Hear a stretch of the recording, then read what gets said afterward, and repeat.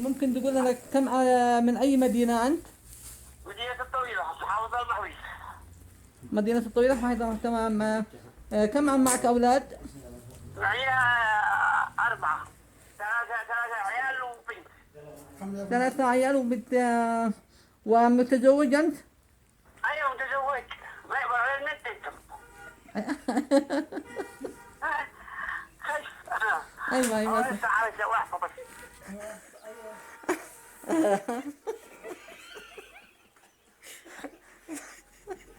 ضحكتني والله. أيوة على سؤال يا والله لك خفيف دم. طيب يا أخي لو سمحت، الولد الكبير يعني كم عمره؟ عمره تقريبا بين 17 هكذا. وأصغر طفل كم، بنت أو ولد؟ البنت يعني ما في 9 سنين 8 سنين. أيوة يعني الولد الكبير 17 والبنت 7 سنين.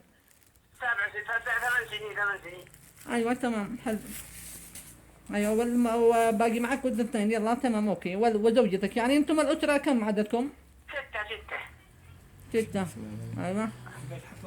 طيب البيت اللي أنت ساكن فيه إيجار ولا ملك؟ إيجار. وبقول لكم تعملوا لنا بيت. أنا أشتري بيت بدل الغذاء كلها مش عندي السكن، لأنه متكلف الإيجار. المستأجر بيخرجك إلى الشارع بيكلفك أيوة أيوة. أيوة الإيجار بالبيع يعملوا لنا سكن أهم شيء عندي السكن. أيوة أيوة إن شاء الله إن شاء الله. هذه في الخطوات الثانية، لكن إحنا الآن حول قضية الغذاء. يعني أنت الله يكتب أجركم الله يكتب أجركم. آمين آمين إن شاء الله. أنت طيب يا حبيبي أنت. يا ماو.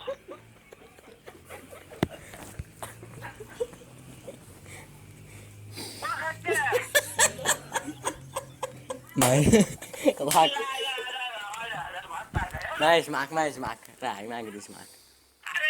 بتضحك. يلا. لا لا أنا بنضحك عندما كلمتني المرة الأولى. بنذكر عندما قلت وزوجتي من الديت الأولاد. أنت بتكون سويت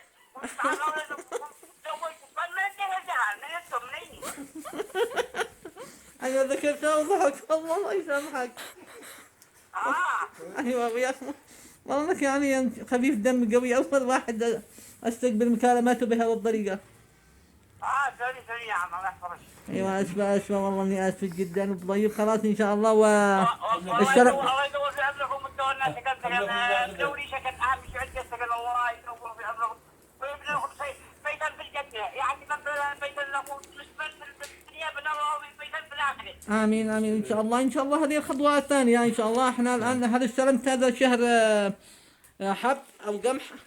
لا هذا الشهر لا الشهر الاول الشهر الماضي. يعني قلت لك حوالي شهرين. ايوه شهرين. ايوه تمام حلو. يلا الاولاد ايش اسم الولد الكبير؟ احمد. والي بعده؟ امجد. والي بعده؟ محمد. وها ومن؟ بعدها رقية. وانت اسمك نجيب.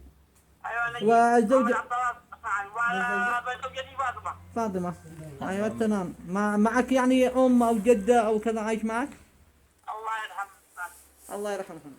يا سيدي. يلا شكرا لك يا اخي الكريم. ان شاء الله نتواصل بك مرة اخرى. ايوه. الله تعالى يبارك فيكم. يلا الى اللقاء مع السلامة. مع السلامة.